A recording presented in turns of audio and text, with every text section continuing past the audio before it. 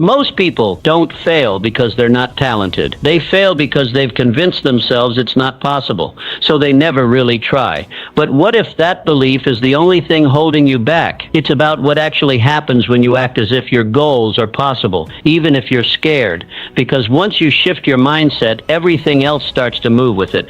One, believe as if the future already belongs to you. There is a force far more powerful than talent or education. It is belief, and until you possess it, all your potential sleeps like a lion in chains. Belief is not a wish. It is not hope. It is the inner knowing that what you desire is already yours. When you believe with unwavering certainty, when your heart and your mind align in agreement with your future, you tap into the hidden engine of creation. Belief doesn't simply change what you do, it transforms who you are. It elevates your identity until the impossible bows before your conviction. Understand this truth. Most people float through life with weak intentions. They wish things would change. They hope for a breakthrough, but they do not believe. The Apostle Paul said in Romans 4:17 that faith calls those things which are not as though they were. That's not poetry. That's a law of the mind. The person who acts as if it already is will always outperform the one who waits for proof. Your belief must come before the evidence. The evidence does not build the belief. The belief commands the evidence to appear. Take possession of your mind. Dominate it. Train it. You must become the guardian of your thoughts, refusing to entertain doubt,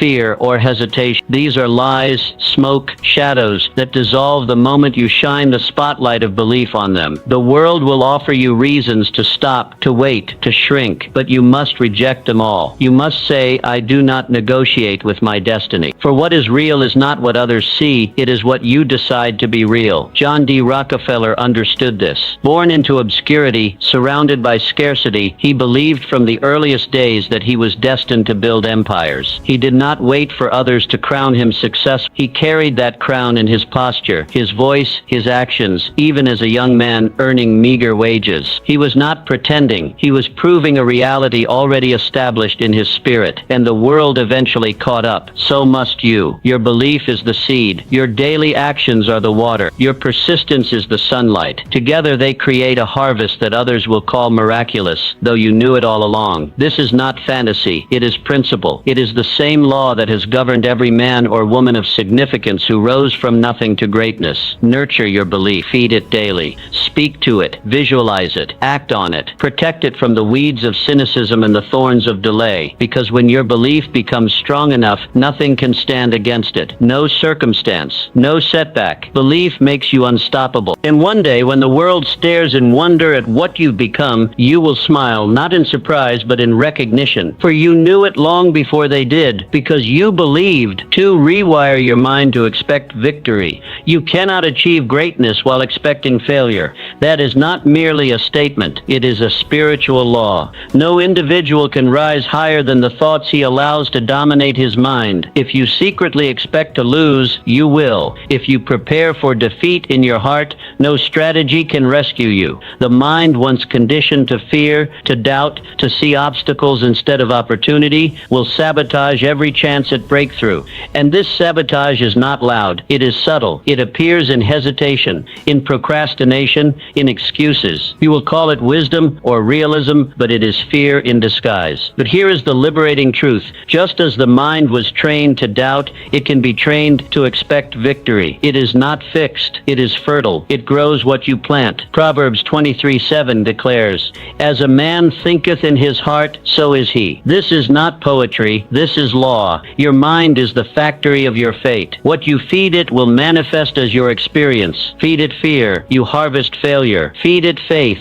and you will see possibilities stretch before you like a sunrise after a long night. So each morning, you must take possession of your mind before the world lays claim to it. Speak your vision aloud. Command your inner world before the outer world can impose its noise. See yourself already victorious, already walking through the doors you once thought were locked. Think in terms of abundance, not scarcity. Speak of potential, not limits. Expect good. Prepare for progress. Let no negative image occupy the canvas of your imagination, because whatever holds your focus shapes your future. Challenges will come. That is a guarantee, but you must rewire your perception. Challenges are not stop signs. They are stepping stones. They are not proof that you should turn back. They are are tests to qualify you for the next level. Remember James J. Bratt. During the Great Depression, he went from being a broken dock worker to the heavyweight boxing champion of the world. But long before his fist found triumph, his mind found hope. He trained himself to believe in the comeback. He envisioned himself rising when the world expected him to stay down.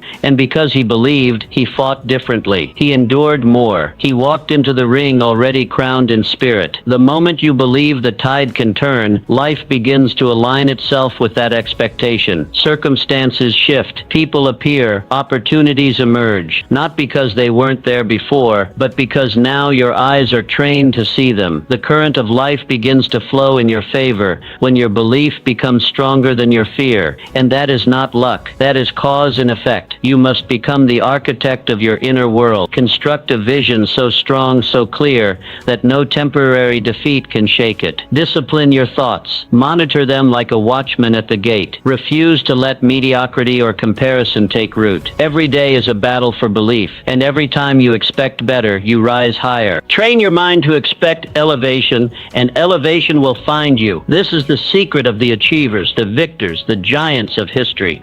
They mastered their internal climate, even when the external weather screamed failure. They saw sunshine when the sky was gray. They acted rich when their pockets were empty. And because they believed differently, they lived differently. So I ask you, what do you expect? What do you see when you close your eyes? Do you see a future worth fighting for? Then begin to think like it, speak like it, walk like it. Refuse to entertain any version of reality that contradicts your vision, for your life will always follow the direction of your most dominant thoughts. Victory does not visit the doubter. It belongs to the one who expects it, plans for it, and refuses to settle until it is theirs. The current is waiting. Believe and watch it carry you to heights you once only dreamed of.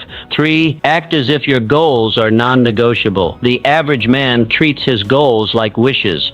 Fragile ideas easily broken by delay, discomfort, or distraction. He says, I want, but he does not mean I will. He waits for ideal conditions, for signs, for validation. But you must be different. If you are to rise, if you are to lead a life of power and legacy, then your goals must become law, non-negotiable, unbreakable, final. You must treat your objective not as a dream, but as a command you have issued to yourself and to the universe, a command that cannot return void. You are not here to beg the world for favor. You are here to declare your outcome and back it with unshakable conviction. Success is not given to the man who hopes. It is earned by the one who decides. Your mind must be made up so completely, so finally, that even if storms arise or obstacles stand tall, you walk forward without blinking. Your decision must burn within you like a divine fire, unquenchable, untamed, unstoppable. This is the energy of creation. In Exodus 14:15, God did not tell Moses to wait for the sea to part. He commanded him to go forward. It was only after Moses moved that the waters split. So it is with your life.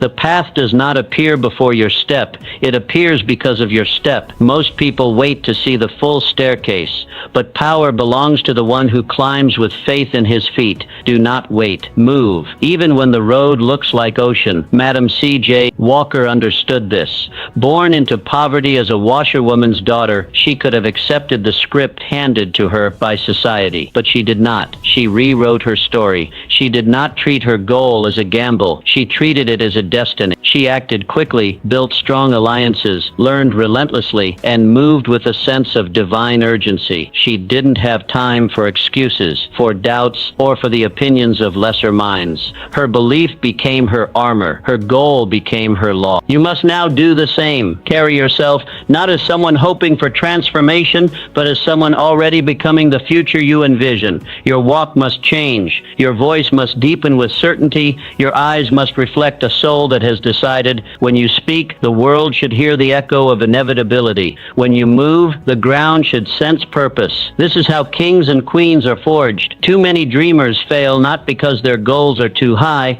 but because their belief is too low. They negotiate with their goals. They allow feelings to interfere. But when a goal becomes a law, there are no off days. There are no back doors. There is only forward, only fire, only finish. Write your vision on the tablet of your heart. Burn it into your habits. Protect it with your time. Water it with action, and watch how doors open that logic cannot. cannot explain. Watch how people appear, how opportunities arise, how favor flows, not because you are lucky, but because the universe obeys those who believe enough to move. Make your goal a law. Let it become your identity. And once it does, no force on earth can stop its fulfillment. 4. Surround yourself with belief builders, not doubt dealers. No man, regardless of talent or potential, is strong enough to believe in himself while drowning in the voices of doubt. You may possess a vision so pure, so powerful, that it can ignite mountains, but if you place it in a toxic atmosphere, it will wither before it ever begins to burn. Your environment is not neutral.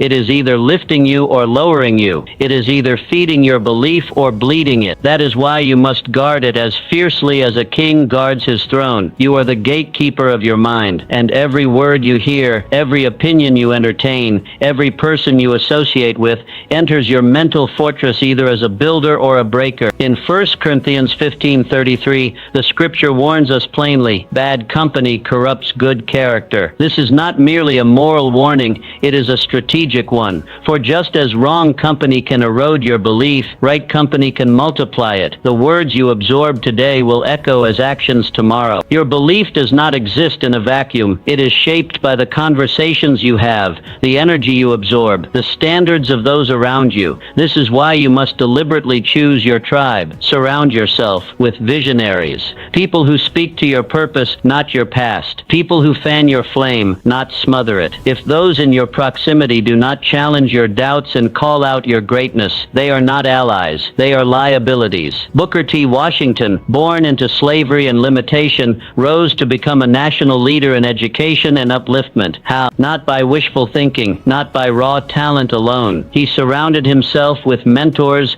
educators, and allies who reflected back to him the future he envisioned. His success was not a solo journey, it was a strategic environment. He built a circle that demanded growth, that reinforced belief, and that gave him no room to shrink. You must do the same. Audit your environment ruthlessly. If someone consistently plants seeds of fear, doubt, or limitation in your soil, they are poisoning your garden. Remove them with love, but with finality. Then replace them with those who speak in the language of elevation. Find those who think bigger, who act boldly, who see the unseen with faith and move like destiny is their birthright. Iron sharpens iron, and your belief will never grow to its fullest strength in isolation. You need shared vision. You need voices that echo your conviction. You need people who say, let's go higher, when your mind whispers, maybe we should stop. Because belief is not only an internal fire, it is a collective flame. It becomes stronger when others breathe life into it. Plant yourself in rich soil, in communities of courage, in rooms where your dreams feel small, not because they are, but because those around you dream even bigger. Your tribe is your multiplier. Their presence becomes your momentum. Their words become your armor. Their standards become your expectation. And once you are firmly rooted in the right environment, belief becomes natural. It no longer has to be forced. It becomes your default setting. And from that place, there is no mountain too high, no goal too bold. Because now your belief is not just your own, it has become ours. And collective belief moves faster than any obstacle in its way. 5. Rewrite your past by reinterpreting it. Your story is not what happened to you.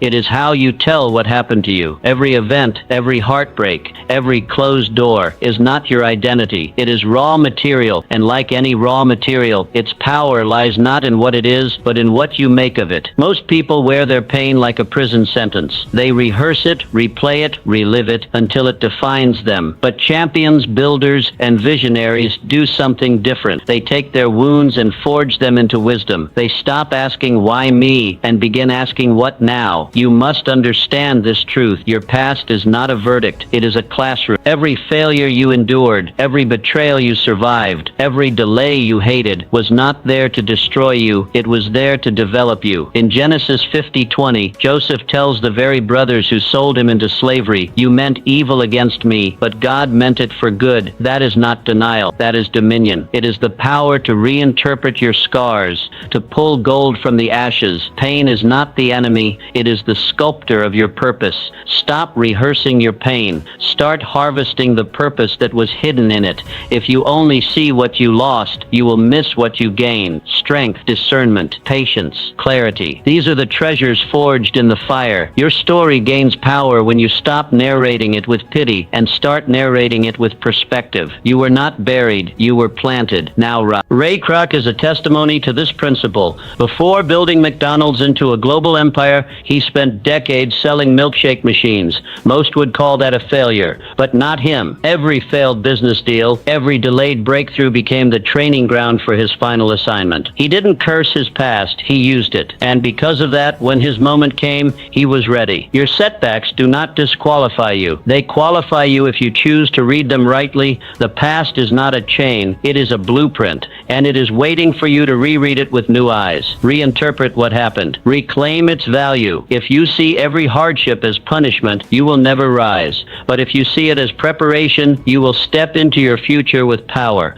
You are not the product of what happened to you. You are the architect of what comes next. Carry your history not as a wound, but as a weapon. Let your scars speak not of defeat, but of endurance. Let your history be a platform, not a prison. The greatest leaders in history did not rise because they were untouched by pain. They rose because they redeemed their pain. They gave new language to old events. They wrote new meaning over old memories. You must now do the same. Begin to bless your past. Speak life over it. Say, that taught me, that trained me, that was necessary. Because when you bless your past, your future opens with grace. The gates swing wide, the atmosphere shifts, and you begin to move, not with regret but with revelation. Your story is a sword. Wield it. Let your testimony be a declaration that pain was never the end. It was only the beginning of your power. Use challenges to sculpt your belief. Your belief is like a muscle. It does not grow in comfort, but under pressure. Without resistance, your faith remains flabby, soft, and untested. It may sound good in speech, but it has no strength in battle. Just as muscles tear before they rebuild stronger, your belief must be tested before it becomes unshakable. And this is not punishment. It is preparation. James 1:2 tells us plainly, "Count it all joy when you fall into various trials,